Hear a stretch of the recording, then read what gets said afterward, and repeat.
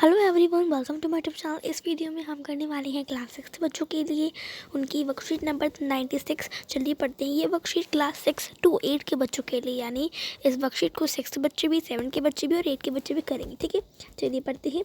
तो जैसे कि आप सभी डेली अपनी वर्कशीट में अपनी डिटेल्स लिखते हैं, उसके बाद ही अपनी वर्कशीट को स्टार्ट करते हैं। तो वैसे आपको सबसे पहले अपनी वर्कशीट में डिटेल्स लिखनी है, उसके बाद ही अपनी वर्कशीट को स्टार्ट करना है। सो आज हम आपकी जो वर्कशीट है उसमें हम पढ़ने वाले हैं प्राकृतिक आपदा के बारे में। आपने चमोली उत्तराखंड में हिमस्खलन से भयंकर तबाही के बारे में सुना होगा। अब जैसे कि अभी कुछ दिन पहले तो न्यूज़ आई थी ना कि उत्तराखंड में वो मतलब कि वो बांध टूट गया। ठीक है, तो उससे बाढ़ आ गई एक तरह से, तो वो हो गया। ठीक है, तो भयंकर तबाही के बारे में सुना होगा। सो यह एक प्रकार से प्रकृति का प्रकोप या प्रकृति आपदा है। ठीक है, तो जैसे कि ये सब अपने आप होता है, मतलब कि ये एक प्रकार से ना प्रकृति का ये प्रकोप होता है, या इसको हम बोलते हैं प्राकृतिक आपदा। ठीक है, सदियों से प्राकृतिक आपदाएं मनुष्य के अस्तित्व के लिए चुनौती रही है। मतलब जब भी कोई प्राकृतिक आपदा आती है तो ये हम सभी मनुष्य के लिए एक चुनौती हो जाती है, यानी बहुत बहुत सारा काम हो जाता है इसमें। फिर हमें कितना बचना पड़ता है, अपना बचाव करना पड़ता है। ठीक है, सो ऐसी कोई भी प्राकृतिक घटना जिससे मानव के जीवन या सामग्री की वो हानि पहुँचे वह प्राकृतिक आपदा कहलाती है। मतलब कि ऐसी कोई भी घटना जिसमें किसी भी मनुष्य की कुछ भी नुकसान हो या फिर उसको नुकसान पहुँचे, उसकी सामग्री को नुकसान पहुँचे, तो उसी को बोलते हैं प्राकृतिक आपदा। ठीक है, हिमस्खलन, भूस्खलन, भूकंप, ज्वालामुखी, सुनामी, चक्रवाती तूफान, बादल फटना, जंगलों में आग, आसमानी बिजली का गिरना, बाढ़, सूखा जैसी प्राकृतिक आपदाएं बार बार मनुष्य को चेतावनी देती है। ठीक है, तो ये सारे हमने कुछ आपदाएं के नाम पढ़े हैं जो कि प्राकृतिक आपदा होती है। सो वर्तमान में हम प्राकृतिक संसाधनों का अंधाधुंध इस्तेमाल कर रही हैं, जिससे प्रकृति का संतुलन बिगड़ रहा है। ठीक है, जिसका दुष्परिणाम हमें भुगतना पड़ रहा है। नीचे दिए गए चित्रों के सामने प्राकृतिक आपदा को लिखिए तथा उससे बचने के लिए उपाय अपनी समझ से लिखिए। ठीक है, तो चलिए इसको करते हैं। तो आप पे कुछ दिखा रखे कुछ पिक्चर, जैसे कि ये पिक्चर दिखा रखी है, फिर उसके बाद ये आपको टोटल से 5 पिक्चर दिखा रखी है। ठीक है, आपको जो बोर्ड दिखा रखा है ना यहाँ पर, जैसे कि यहाँ पर ना, जैसे कि ये एक बोर्ड है, तो आपके बोर्ड में लिखना है कि ये कौन सी प्राकृतिक आपदा है, इसका नाम लिखना है और इससे बचाव कैसे करें उसके कुछ उपाय लिखने हैं। ठीक है, तो उसको आपको लिखना, चलिए करते हैं। तो देखिए ये एक प्राकृतिक आपदा का नाम है। देखिए मैंने आपको दिखा रखा है, यहाँ पर आपको एक चित्र दे रखा है आपकी वर्कशीट में। ठीक है, अब इस चित्र का क्या नाम है, यह चित्र जो है एक प्राकृतिक आपदा है। तो इस चित्र में आप देख रहे हैं, इस चित्र में क्या हो रहा है, इस चित्र में जो ज़मीन है, देखिए ज़मीन एकदम पूरा गिर रहा है, सब कुछ गिर रहा है।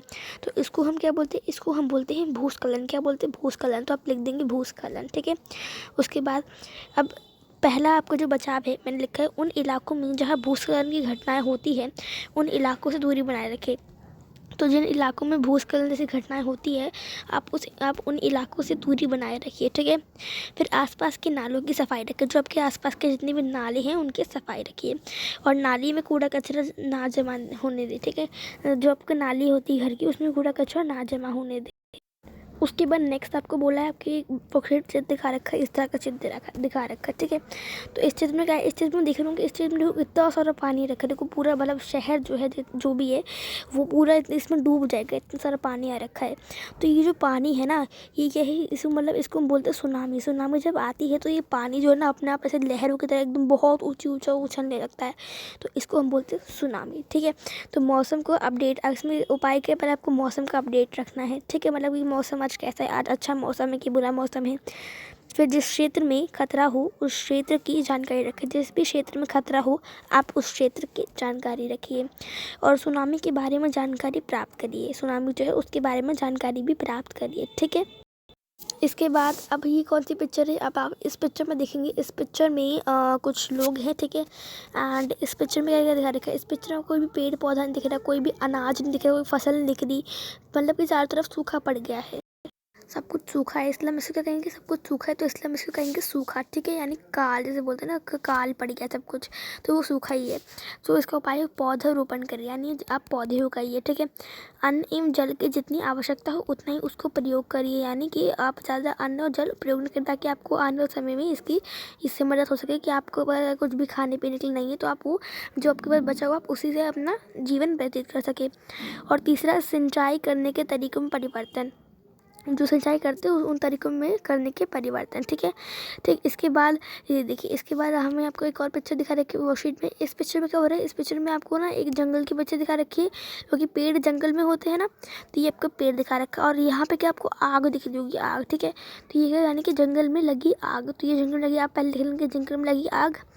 अब इसके उपाय देखिए, कूड़ा कचरा ना जमा होने दे, जंगल जो आप कूड़ा कचरा ना जमा होने दे।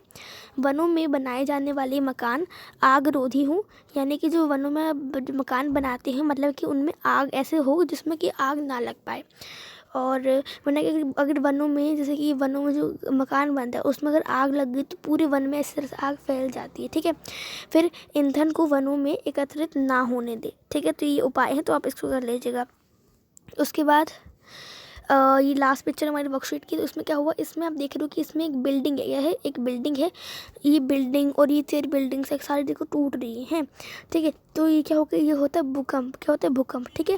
तो ये भूकंप लिख दिया। उसके बाद इसके उपाय देखते हैं। पहला उपाय जो है इसका वो है हमारा, मकान, दफ्तर या किसी भी इमारत में अगर आप मौजूद हैं तो वहाँ से बाहर निकलकर खुले में आ जाए, ठीक है।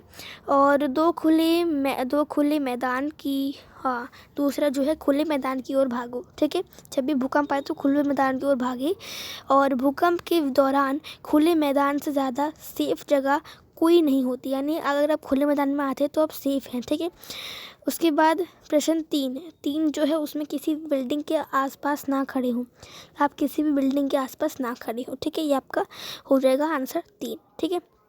क्योंकि अगर आप किसी बिल्डिंग के पास खड़े हो तो बिल्डिंग सबसे पहले आपके ऊपर ही गिरेगी और सबसे पहले आपकी जान ही जाएगी, ठीक है। तो बिल्डिंग के पास ना खड़े हो, तो ये बता रखा है आपको, ठीक है।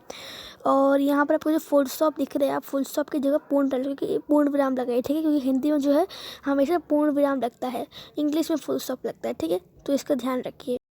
हमारी कार्यपत्रिका यहीं पे ख़त्म हो जाती है। होपफुली आप लोगों को वीडियो पसंद आई होगी। लाइक करिए, शेयर करिए, चैनल सब्सक्राइब करिए, बेल आइकन दबा दीजिए। मिलता है अगली वीडियो, तब तक के लिए bye bye, see you next time, stay home, stay safe, thanks for watching, have a nice day.